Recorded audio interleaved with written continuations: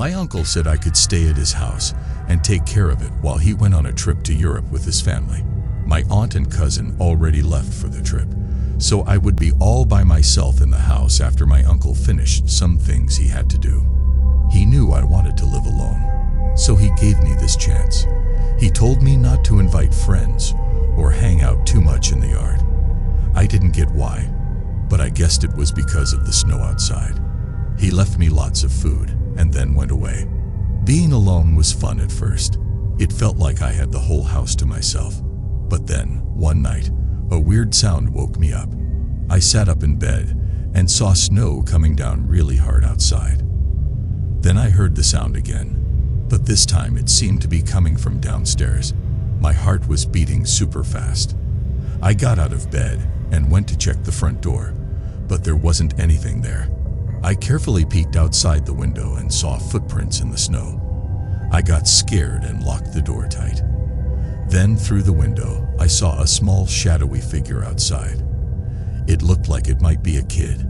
I was worried, so I called 911. A few minutes passed while I waited for the police. Then, the kid I saw outside just disappeared. When the police finally arrived, I told them everything that happened. They went to the front door and found the kid there. He looked scared and cold, and he wouldn't talk much. It was all very strange. Later on, we learned that the kid actually lived in the very house I was supposed to be looking after. But things got even weirder. Another family showed up and said the kid belonged to them, that he was their lost child. It was all so confusing. Just a month later, another child went missing. I saw him sitting in the street in front of my uncle's house while he was away on vacation again. It's strange because there doesn't seem to be any connection between the two missing kids, but it feels too coincidental to ignore. It got me thinking about why my uncle didn't want anyone around, and why he insisted I stay out of the yard. Was he hiding something? Why did he leave just days after his family? Could he be involved in something sinister?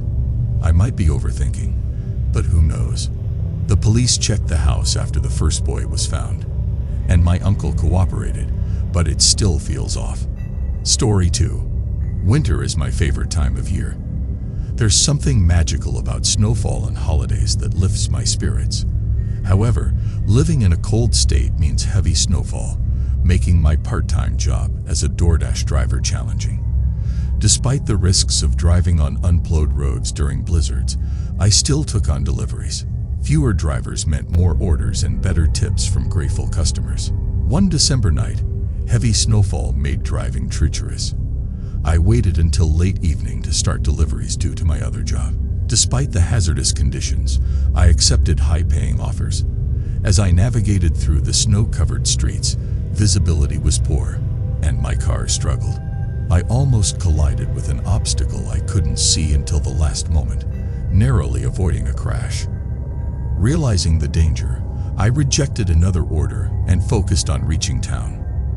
Driving cautiously at 20 miles per hour on a 45 miles per hour road, I spotted something blocking the way ahead. Slamming the brakes, I skidded off the road into a snowbank. Thankfully, it was a minor crash, but my car was stuck. Remaining calm, I called for roadside assistance and waited patiently. Thankfully, I hadn't accepted any new orders, making the situation less complicated. As I waited, I noticed a flickering light in my side mirror, adding to the eerie atmosphere of the snowy night. It was tough to see, but I noticed an orange light flickering softly, heading towards me. As it approached and parked behind me, it looked like a regular work vehicle with caution lights on top. Checking my phone, it had only been 4 minutes since I called for help, so this guy was early. I was grateful though. After a few more minutes of waiting in my car, I heard a door slam and saw a man walking towards me. Rolling down my window slightly, he asked if I needed assistance. I explained that I had called for help to get back on the road.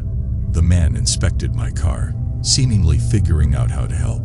I wasn't sure what to expect. I'd never been in this situation before. Suddenly, he opened my trunk, which felt odd. I couldn't understand why he needed to do that. My suspicions grew as he seemed unsure of what to do. I decided to call roadside assistance again. When the same man answered, I felt uneasy. Meanwhile, the guy outside asked for my keys and told me to step out of the car while he prepared. I hesitated, pretending to be on the phone, hoping for backup. The man didn't respond, just stared at me. Feeling uneasy, I rolled up the window. He knocked aggressively, asking what I was doing. I locked the doors, but he tried to open them, yelling at me. I was scared because I couldn't escape. Suddenly, another door slammed from the truck behind me, and another man approached my car holding something. Then a loud horn sounded, and bright lights shone on my car. The two men rushed back to their truck and drove off, revealing the real roadside assistance truck. Two men from the real assistance came to check if I was okay. They had heard what was happening through the call I accidentally left on. After notifying the police, I learned that there were similar cases where people got stuck in heavy snow, and thieves pretended to help but actually stole cars and robbed them. I felt lucky that things turned out okay, but I don't want to drive in bad weather again. Story 3. Every winter, my family would pack up the car and head north for an ice fishing adventure. We'd stay in cozy cabins owned by some of my dad's oldest friends. One year, when we pulled up to the familiar cabin, something felt different. As I hopped out of the car, I noticed a set of footprints leading right up to the front door. I thought, maybe the cleaning lady came early this year. But Dad just brushed it off and said it was probably nothing. Later that day, while peering out the window, I saw it again. Fresh footprints leading away from the tree line towards our cabin. It was as if someone had walked straight out of the woods. This time, Dad couldn't ignore it. He bundled up and headed outside to investigate. But within minutes, the peaceful snowfall turned into a full-blown blizzard. Visibility dropped to zero, and the wind howled like a hungry wolf. Dad came back in, shaking snow off his jacket. "There's nobody out there," he said. "Anyone with any sense wouldn't be wandering around in this storm." That night, bundled under a thick blanket, I tried to sleep. But every few minutes, a muffled thump came from outside my window. It wasn't a loud sound, more like a curious tap, but it kept me wide awake. Finally, I peeked through the curtains and saw them again. Those strange footprints, leading away from the woods in the faint moonlight. The next morning, I told Dad about the thumping and the tracks. At first, he didn't believe me, but when we went outside, even he had to admit it was strange.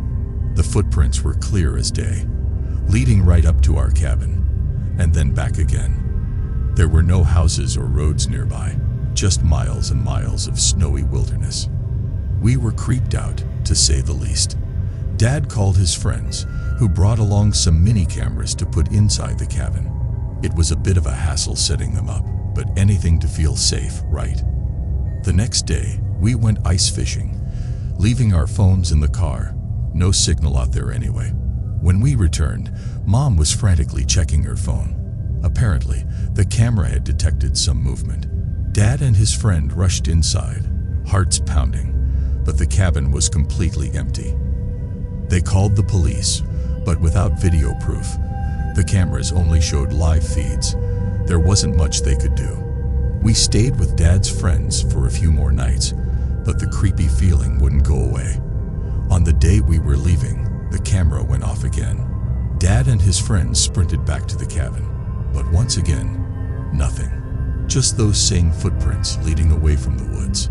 Dad even considered following the tracks, but Mom put her foot down. The thought of someone being around the cabin unseen was too much to handle. Thankfully, nothing bad ever happened.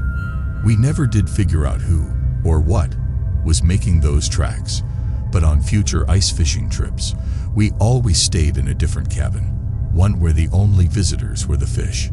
The mystery of the footprints in the snow remains unsolved, a reminder of that strange and unsettling winter adventure.